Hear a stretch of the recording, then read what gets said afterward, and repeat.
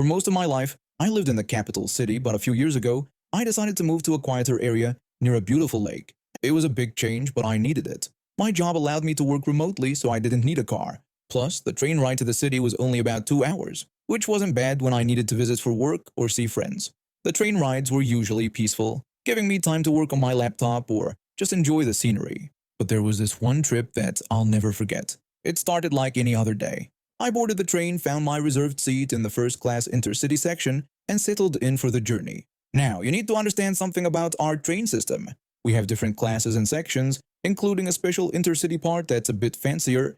It's got better seats, air conditioning, and you need a reservation to sit there. It's not free even for seniors, who usually ride for free in the regular sections. So there I was, minding my own business, when this older lady walks in. She starts yelling about how young people these days are so rude, not giving up their seats. I could tell she was eyeing my seat in particular. It was a good spot, close to the entrance and the toilet, and on the side was only 2 seats instead of 3. I tried to be polite and explain the situation to her. I started to greet her and tell her about the intercity section requiring a seat reservation, but she cut me off before I could finish. She rudely declared that she didn't care and demanded my seat. I tried to explain again, but she wasn't having it. Instead, she started pushing her purse into me, getting more aggressive by the second. I was worried she might damage my laptop, so I decided it was time to get the staff involved. As soon as I stood up to find the ticket inspector, she snatched my seat. When the inspector arrived, things really kicked off. The ticket inspector politely asked to see the lady's ticket and seat reservation.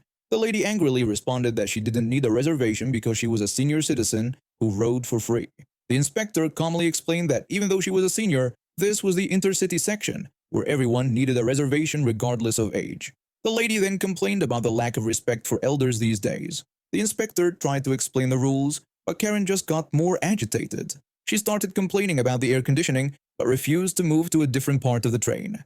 Then came the fines, one for taking a reserved seat, one for not having a reservation, and another for being in first class without paying the upgrade fee. The lady then started making threats, saying that in the old days, her husband, who was an important party official, would have had us all arrested and sent to work camps. It was clear she was used to throwing her weight around, thinking she was above the rules. But times had changed, and her outdated threats weren't working. As the situation escalated, the ticket inspector offered to let me sit elsewhere while they dealt with the lady. I gladly accepted, not wanting to be in the middle of the storm anymore. The lady continued to protest, demanding to speak to a superior. The ticket inspector informed her that he was the superior on this train, and that she needed to pay the fines or they would involve the police at the next station. The lady reluctantly agreed to pay but threatened to file a complaint upon arrival. The whole ordeal was causing delays, and I could see other passengers getting annoyed. But honestly, I couldn't blame the railway staff. They were just doing their jobs, dealing with a passenger who refused to follow the rules. As we approached the next station, the lady was still fuming. She'd paid the fines but was making everyone's life miserable with her constant complaints and threats. That's when the ticket inspector had enough. The inspector informed the lady that, due to her continued disruptive behavior, she would have to leave the train at the next station. The lady protested, claiming she had rights. The inspector calmly pointed out that the other passengers also had rights, including the right to a peaceful journey. When we pulled into the station, 2 police officers were waiting on the platform. The lady threw one last fit as they escorted her off the train, yelling about how she'd sue everyone involved. As the train pulled away, leaving the lady on the platform with the police, a collective sigh of relief went through our car. An elderly gentleman across the aisle caught my eye and chuckled. He commented on the spectacle we'd just witnessed, noting how some people struggle to accept change. I agreed, mentioning that I had just wanted a quiet trip to work on my laptop. The gentleman then gave me some friendly advice about enjoying my youth and work, and not letting people like her sour my view of all elderly people. We shared a laugh, and the rest of the journey passed uneventfully. But it got me thinking about how things had changed over the years. The free transportation for seniors was meant to be a nice gesture, but it had created some unexpected problems. You see, some elderly folks had started treating the trains and buses like their personal lounges. They'd ride around all day, saving on heating bills at home and looking for company. It was causing conflicts with paying passengers who actually needed to get somewhere. The government eventually caught on and made some changes.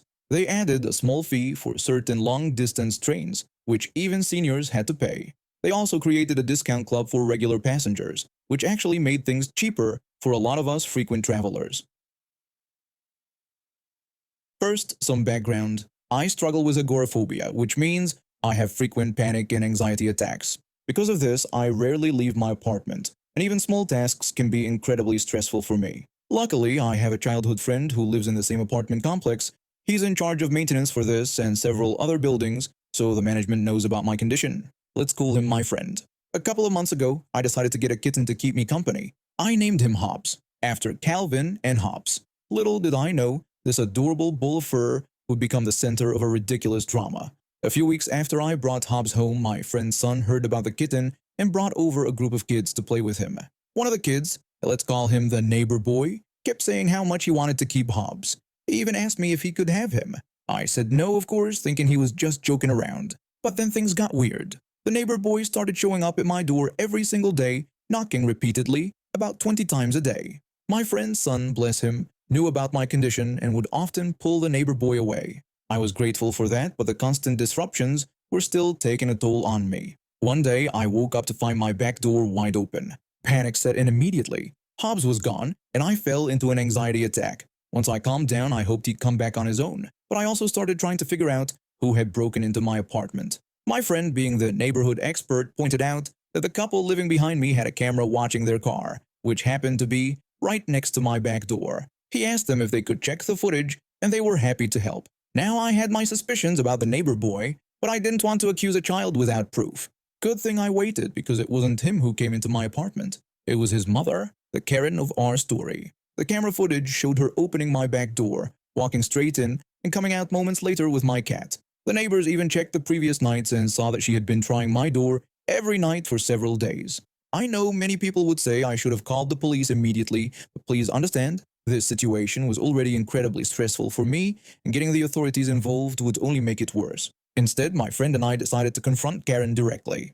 We went to her apartment, and I let my friend do the talking. When Karen answered the door, she greeted us with an annoyed tone, demanding to know what we wanted. My friend didn't miss a beat. He's a no-nonsense kind of guy, and he laid it out for her. He told Karen that we knew she had my cat and explained how things were going to go. He said she needed to return the cat and apologize, and then make her son apologize for constantly knocking on my door. He warned her that if she didn't comply, we'd involve the police not just for breaking and entering, but also because he knew she had drugs in her apartment. He mentioned seeing them during his maintenance visits and suggested they skip the denial part and get straight to resolving the situation. During his speech, Karen's face went through a whole range of emotions, from annoyance to indignation to worry, and then to anger. We could see the neighbor boy in the background, holding Hobbs. Karen looked like she was having an intense internal battle. Finally, she spoke, claiming we had no proof and insisting that she had bought the cat for her son. My friend asked if she was sure that's how she wanted to handle the situation. Karen responded with an angry expletive and slammed the door in our faces. At this point, we were out of options. I reluctantly agreed to call the police and report the incident. We got the recordings from the neighbors and waited for the police to arrive. When the officers showed up and heard the story, they immediately went to confront Karen. Even from a distance, I could see her mouth drop into a perfect O shape when she saw two police officers at her door. The officers explained that I wasn't pressing charges if she just gave the cat back. But, as you might expect from a Karen, she doubled down on her bad decisions. I couldn't hear exactly what was said, but Karen got louder and more enraged with each exchange. Finally, she crossed the line and tried to shove one of the officers. Next thing we knew, she was face down on the concrete being read her rights. Not that she was listening, she was too busy screeching typical entitled phrases, claiming she couldn't be treated this way, name-dropping important people she supposedly knew, and threatening to have the officers fired. It was a pretty pathetic display from a grown woman. By now, the neighbor boy was in tears, still holding my cat. He walked up to one of the officers, legs shaking, and handed him Hobbs. With a trembling voice, he asked if returning the cat meant his mom could go free. The officer was kind but explained that his mother had assaulted a cop and was likely going to jail. It almost broke my heart to see the kid in that situation. I got Hobbs back, but for a week I felt awful about making the neighbor boy see all that. However, there is a silver lining to this story. When Karen got arrested, my friend knew I wouldn't press charges, so she would likely only be charged for the assault.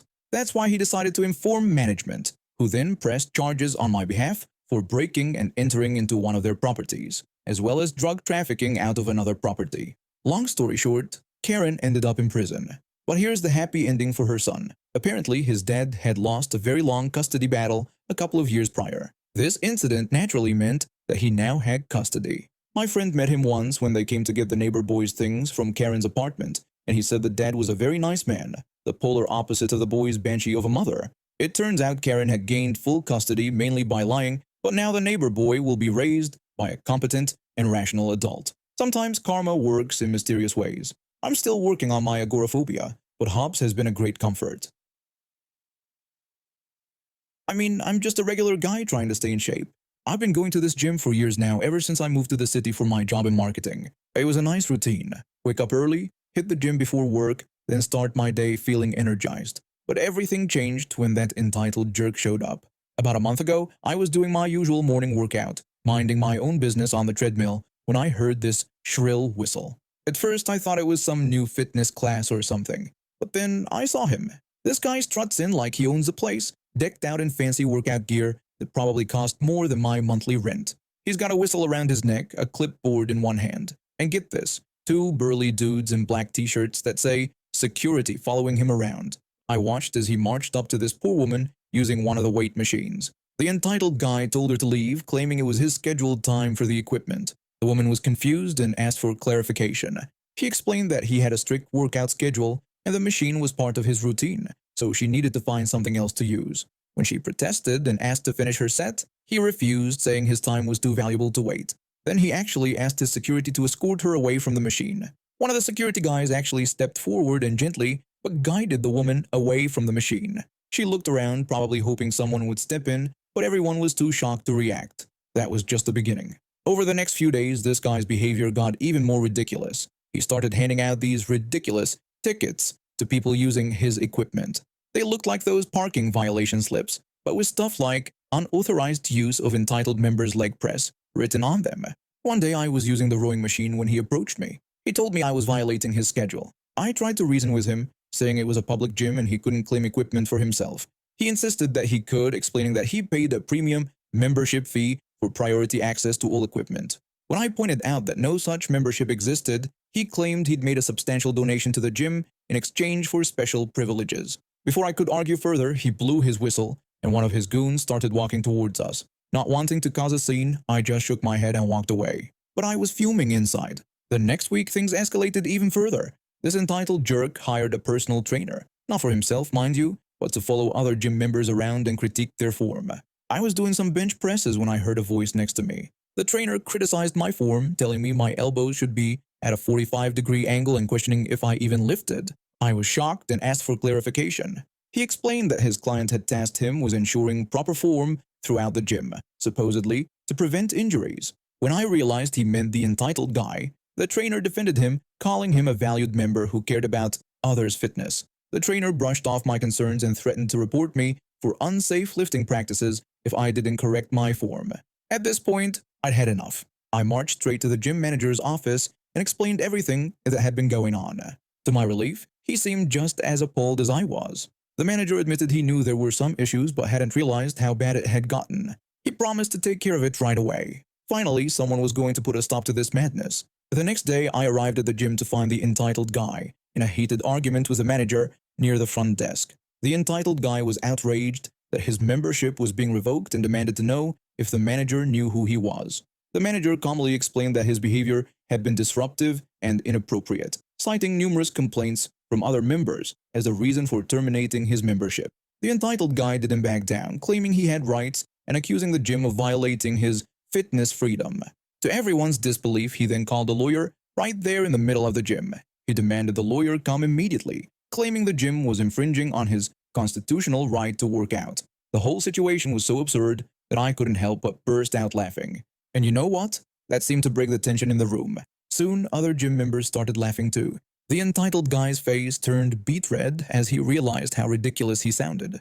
His security guys looked at each other awkwardly, clearly unsure of what to do. The manager told the entitled guy that there was no constitutional right to a gym membership. He asked him to leave the premises, warning that they'd call the authorities if he refused. For a moment, I thought the guy was going to explode. But then, his shoulders slumped, and all the fight seemed to go out of him. He muttered that we hadn't heard the last of him as he stormed out, followed by his embarrassed-looking entourage. People went back to their regular routines, sharing equipment and respecting each other's space like civilized human beings. And you know what? I appreciated my workouts even more after that whole incident.